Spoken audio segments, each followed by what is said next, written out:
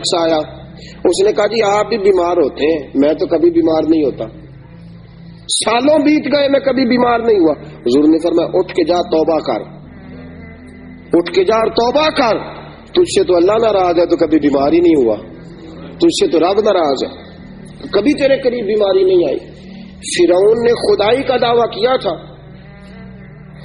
اور 300 سال تک اس کے پیر میں کبھی کانٹا بھی نہیں چبھا تھا, سر میں کبھی درد بھی نہیں ہوا تھا. یہ سزا ہوتی ہے, اللہ ڈھیل دے دیتا ہے بعض اوقات, یاد رکھیں بعض اوقات یہ سزا ہوتی ہے اگر بیماری نہیں ہے.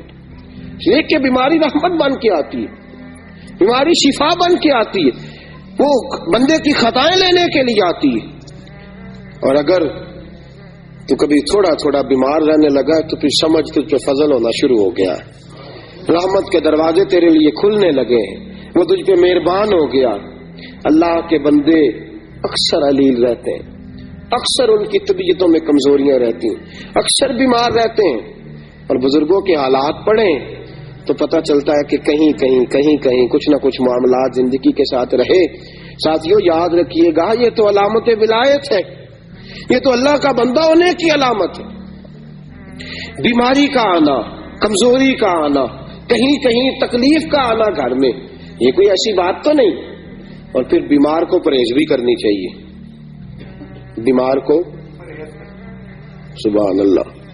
اب ہمارا مزاج ہے نا یہ لنگر دا حلوہ ہے جنہ مرضی کھاؤ, یہ کدھر سے نکالا جی آپ نے, یہ کیا بات ہوئی جی, یہ تسی جی کرو اللہ رسول کا نام لے کے, کیسی بات ہے جی بھائی, یہ کس نے آپ کو کہاں سے نکلی ہے یہ چیز.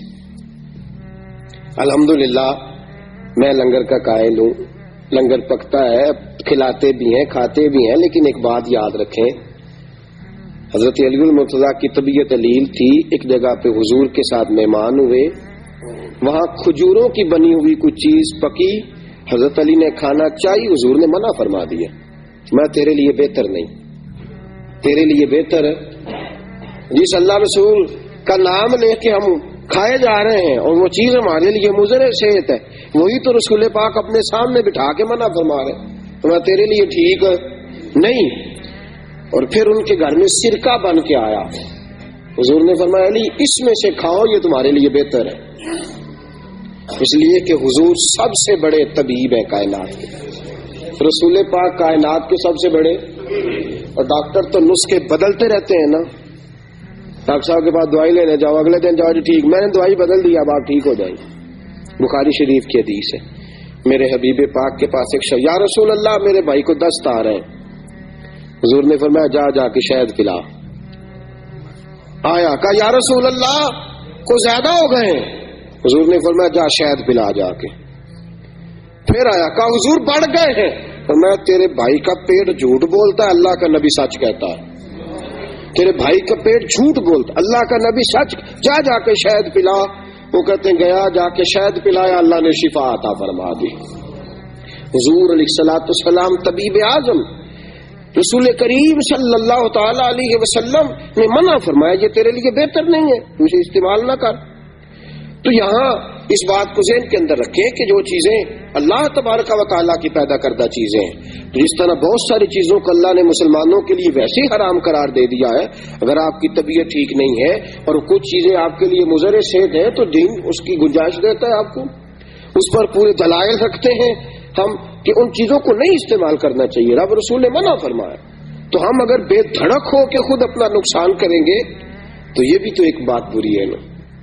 وہ ایک روایت میں آتا ہے کہ 10 آدمی, فتوح شام نے لکھا ہے کہ جب حضرت سعد بن ابی وقاص رضی اللہ تعالیٰ عنہ کی سرپرستی میں یرموک کا جو ہے وہ مارکہ فتح ہوا ہے, تو وہاں 10 آدمی تھے جو پیاس سے تڑپ رہے تھے.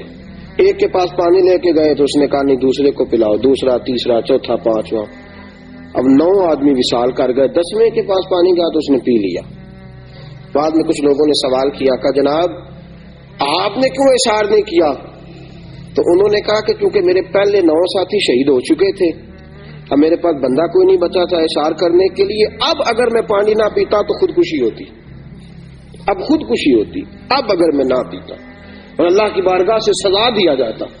اس لیے دینی معاملات جو ہیں ان کی جو حدود ہے ان کو وہاں تک رکھا جائے گا. ہم اپنی مرضی سے اپنی ذات کے لیے نفس کی خواہش کے لیے دین کی تشریحات توضیحات تعبیرات کو نہیں بدلیں گے. جہاں تک معاملہ ہے اس کو وہیں تک محدود کیا جائے گا.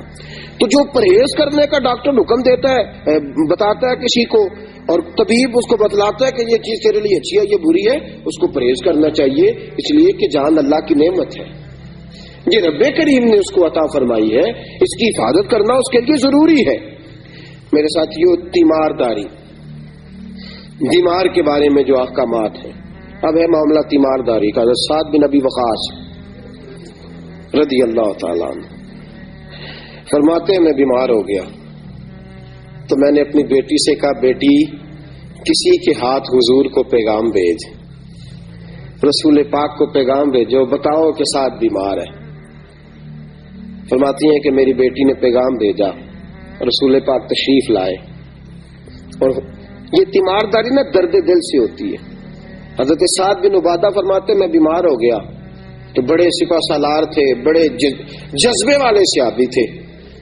حضور میری تیمارداری کرنے آئے تو رسول پاک نے میرے ہاتھ کے اوپر ہاتھ رکھا تو فرماتے ہیں کہ میں نے حضور کا چہرہ دیکھا تو پیارے مصطفیٰ کی آنکھوں میں آنسو تھے. تیمارداری کرنے ہیں, درد دل ہے نا, محبت ہے غلام کے ساتھ. بعض اوقات بچے بیمار ہوں تو ماں باپ کی آنکھیں باہر آتی ہیں, محبت ہے. ہاتھ رکھا تو حضور رو پڑے تو ساتھ جو صحابہ تھے ان سب کی آنکھوں میں بھی آنسو آ گئے. یہ درد دل ہے. حضرت سعد بن ابی وقاص فرماتے ہیں کہ رسول پاک میری تیمارداری کرنے آئے تو میں رو پڑا. میں نے کہا یا رسول اللہ اب میں نہیں بچوں گا, بس یہ بیماری جان لیوا ہے. حضور میں وصیت کرنا چاہتا ہوں. کتنی وصیت کروں؟ میرا دل کرتا ہے کہ 1/3 مال گھر والوں کو دے جاؤں, باقی سارا اللہ کی راہ میں. حضور نے فرمایا نہیں, 1/3 اللہ کی راہ میں, باقی سارا اپنے ورثاء کے لیے وصیت کرو. اور جہاں تک تمہارے جانے کا خیال ہے فرمایا اللہ تمہیں شفا بھی دے گا اور زندگی بھی عطا فرمائے گا. جہاں تک تمہارے جانے کا خیال ہے اور تمہاری اس بات کا تعلق ہے کہ اب نہیں بچوں گا, اللہ شفا بھی عطا فرمائے گا اور زندگی بھی عطا فرمائے گا. حضرت سعد بن نبی وقاص فرماتے ہیں حضور کے وہ جملے تھے, ساڈے نبی دی زبان ساڈے واسطے قرآن, رسول پاک کے وہ فکر اثر بن کے دل پہ لگے. اللہ نے مجھے شفا بھی عطا فرمائی اور حضور کے بعد کئی سالوں تک اللہ نے زندگی عطا فرمائی. کئی سالوں تک. رسول پاک علیہ الصلوۃ والسلام کے بعد تو بڑی جلدی دل چھوڑ جانا بیماری کے عالم میں, یا لواحقین کا یہ کہہ جانا کہ بس بھائی اس کی بھی اجازت نہیں ہے, ہم کیا کریں گے, ہمارا جو مریض ہوگا اس کو تسلی دیں گے. اگر وہ کوئی ایسا جملہ کہے گا بھی تو ہم اس کو جواب میں سمجھائیں گے کہ شفائیں اللہ کے پاس ہے, وقت اللہ نے مقرر فرمایا ہے. اللہ تبارک و تعالی ہی اس وقت مقررہ پر سب کے ساتھ یہ معاملہ کرے گا. ضروری نہیں. اعلیٰ حضرت رحمۃ اللہ علیہ فرماتے ہیں کئی دفعہ ایسا ہوتا ہے کہ بیمار تندرست ہو جاتا ہے اور تیماردار کا وقت آ جاتا ہے, وہ رخصت ہو جاتا ہے, بیمار تندرست ہو جاتا ہے, اس کو شفائیں مل جاتی. تو یہ کوئی ضروری نہیں کہ جو بیمار ہے وہی جانے والا ہے, یہ تو سب کو تیاری رکھنی چاہیے. میرے ساتھیوں جب کوئی بیمار ہوتا ہے نا تو وہ کمزور ہو جاتا ہے.